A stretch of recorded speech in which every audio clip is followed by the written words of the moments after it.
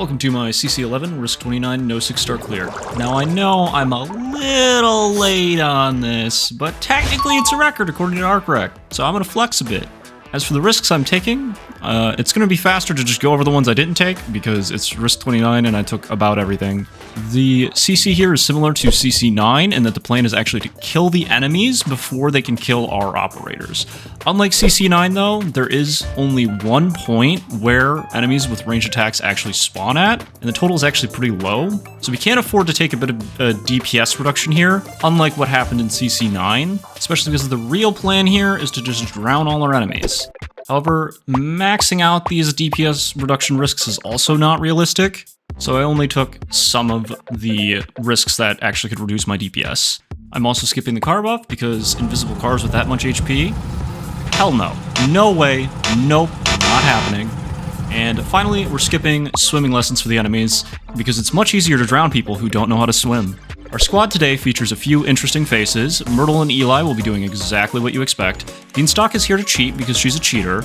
Indigo is here to make sure people never come back up out of the water when they go for their swim. Firewatch, once again showing us that invisibility is the most broken skill in the game. Wildmane does her best. Lazy is our primary DPS. Red and Gravel show Tequila how to properly commit domestic terrorism. Ethan tries to explain to the police that it was just a prank, bro.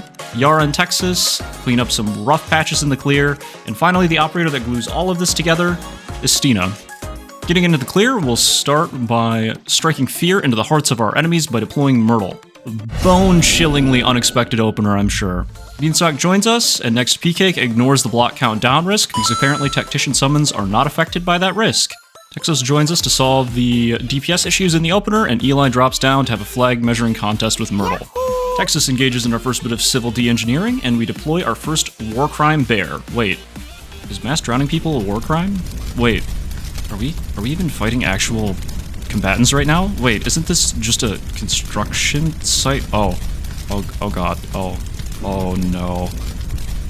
Firewatch and Ethan begin charging their skills, and Myrtle and Gravel continue to tear down civilian infrastructure. Firewatch and Estina activate their skills the moment they can. This actually took several hours of messing with the opener to figure out the right timing here to activate them as early as possible, so I don't just fucking die.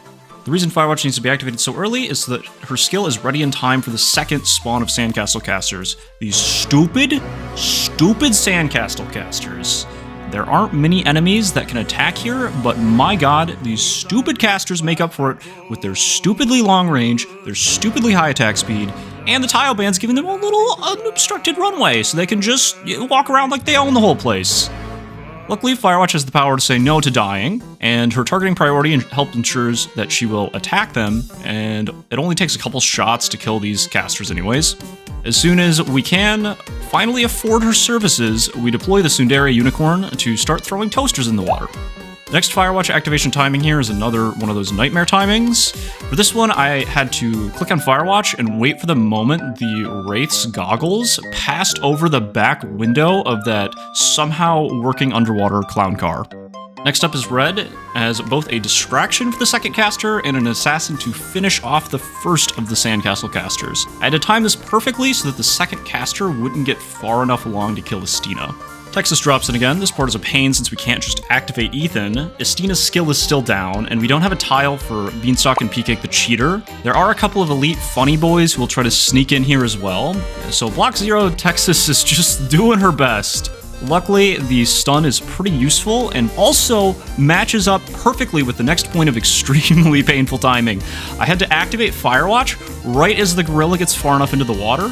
I need to drop Red and repeat the assassination game that we did with the previous Castle caster, and then finally activate Ethan at this point, all in rapid succession. After this, Wildmane technically contributes to this clear by doing 2 normal attacks.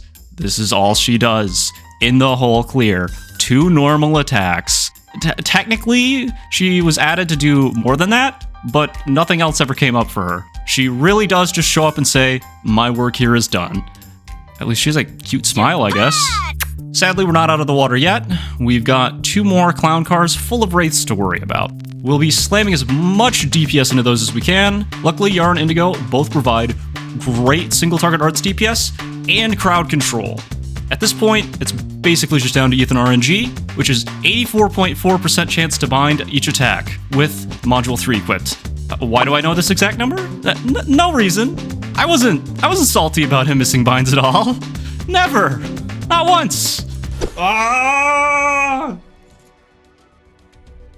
84%, Ethan. 84%. You had one job. It was to land the 84%. Luckily, Indigo can pick up any slack from Ethan. And that's it for the clear. If you enjoyed this and want to watch me molding live, you can check me out at twitch.tv/reltats.